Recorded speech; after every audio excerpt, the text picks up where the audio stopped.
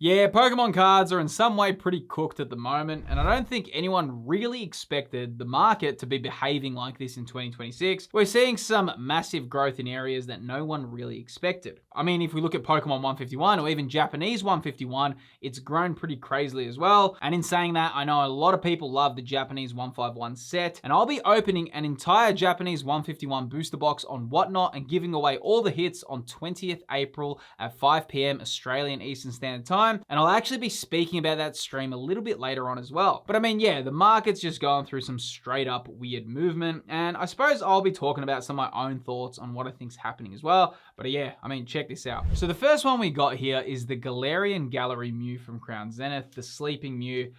When I actually opened Crown Zenith, I pulled 3 of these in one sitting. So the fact that I can see the prices going, it's pretty wild on how much they're increasing. But here I'm on the year graph and we can really clearly see that the low point last year for this card was $16, which definitely an affordable card to add to your collection. Though if we travel throughout the whole year, we can see right now that the card's selling for $70. Now what's so crazy, if I pull this in the month, we can already see that from $53 all the way to $72. And that is the wild thing with Pokemon cards right now. Like, they are so cooked on how much they're climbing, and the banana levels of this hobby are just continuing. The amount of people that just want to overspend on these cards is crazy, and it's, what is the brake pedal? Is there a brake pedal? Probably not. I think we're just entering this new era of collecting.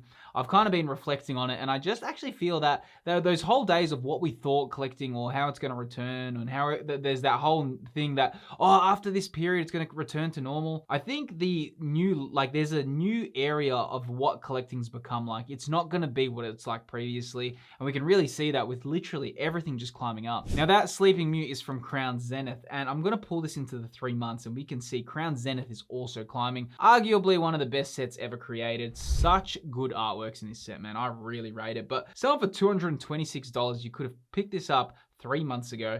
Right now it's selling for $320 for Crown Zenith.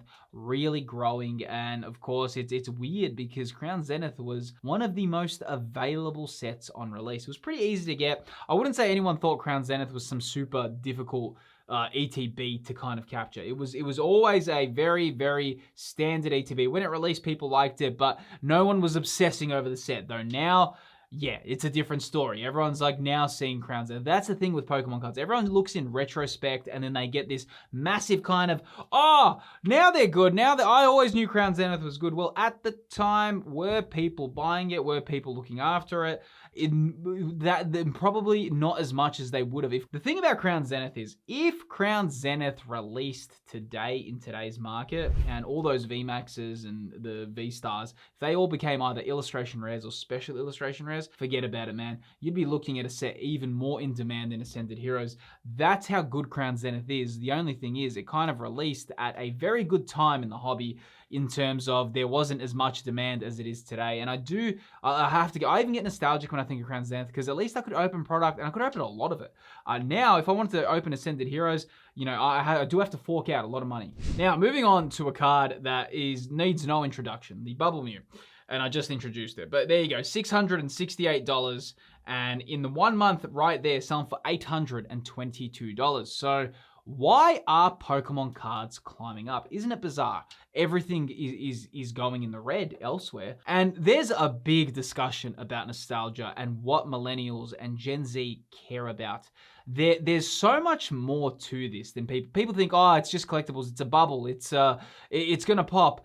I think that the discussion and the conversation hasn't been opened up yet on why millennials are choosing collectibles as a way or a haven where they like to put their money into. And I do need to think about it and really put my thoughts, like pen to pad, get what I'm thinking about that. But that's probably going to be a future video that I'm going to make. If it is your first time here and you have been enjoying the video, my name's Phil. I create content around Pokemon cards and collectibles. Honestly, feel free to subscribe. It's always good seeing new people on the channel. Though, what I do want to tell you, and what I'm really thinking about right now, is that discussion of collectibles as investments, collectibles in a lot of ways. The strength of nostalgia is serious in this hobby. Now, one that's been quietly rising a little bit, I wouldn't say it's a sleeper hit, but it's been underneath the radar for a lot of people. And a lot of the reason for this is because of the timing of its release. And I'll speak about that in just a moment. But I've got Black Bolt right here. And in the last month, it's actually had a little bit of a climb, selling for $92 and right now selling for $109, which is definitely pretty good growth in 1 month. Like I said, Black Bolt had a bit of an awkward time when it released because you had Destined Rivals. But at that time when Destined Rivals released, we got the announcement that Mega Evolution Pokemon cards were coming back. Hey, everyone, all the fans wanted, all they cared about was what's happening with this Mega Evolution era. And of course, Black Bolt and White Flare were sandwiched between Destined Rivals and Mega Evolution base set.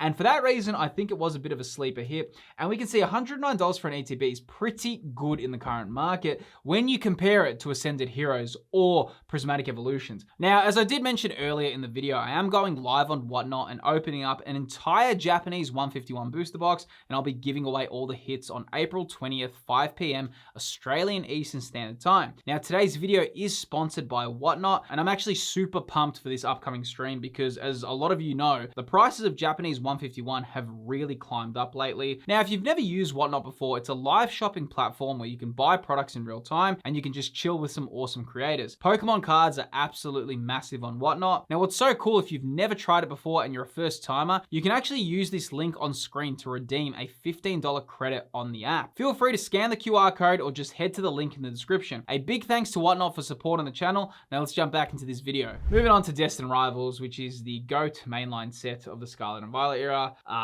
Think of it as Evolving Skies for Generation 8, Team Up for Generation 7, and so forth. But it was selling for $303 last year. The low point that Destined Rivals had was $247, which is insane to say that's a low point for a booster box, okay? But right now, look at that. Destined Rivals selling for $585.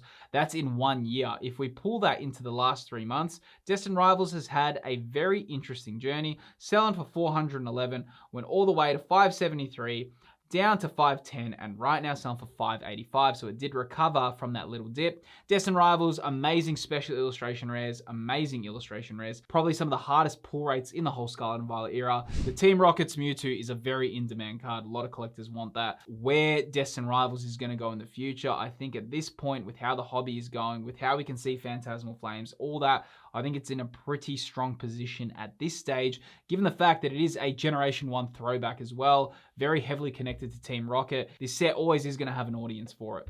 Now, Prismatic Evolutions Elite Trainer boxes are also going up. They were selling for $115 3 months back. They did find a market high for $193.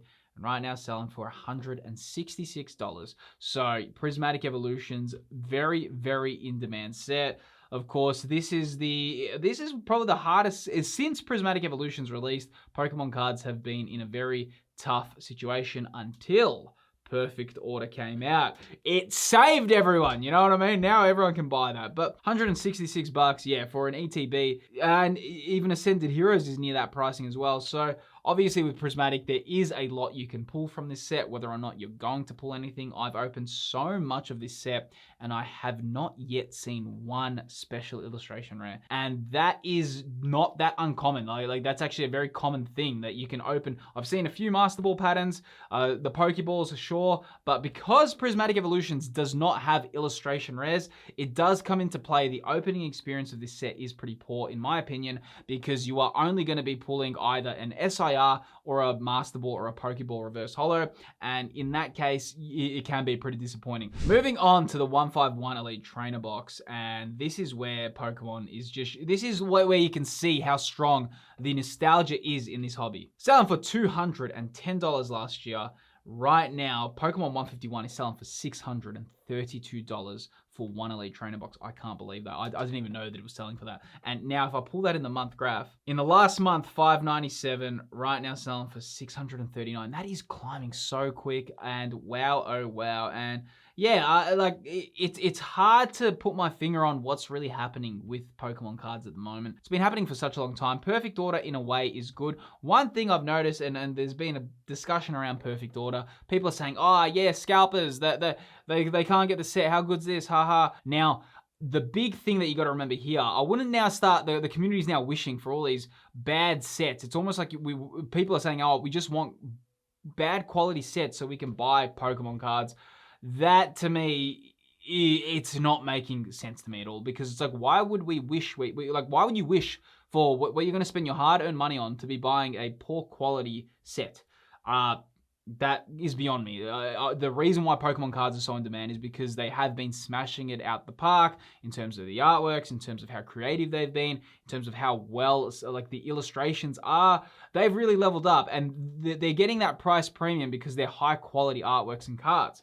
Perfect Order isn't getting those prices mainly because it just feels like a bit of a step down, and I don't think everyone should just be celebrating that, because if you have a lot of Perfect Order sets in a row, people will get disappointed. Moving on to a very cool card, and I'm gonna pull this into the 3 months. We have the Mewtwo VSTAR, selling for $157, right now selling for $277. Wow, oh wow, that is a very expensive card, but a very good Mewtwo artwork as well. Mewtwo has had a little bit of a renaissance period at the moment, having the 2 Team Rocket Mewtwo's, which are both going up very much in price, and this Mewtwo VSTAR, which arguably is the better artwork out of all 3 of them. Though Mewtwo, top 10 most loved Pokemon of all time. You can see a lot of my videos when I talk about Pokemon cards that you can predict are gonna be high in price.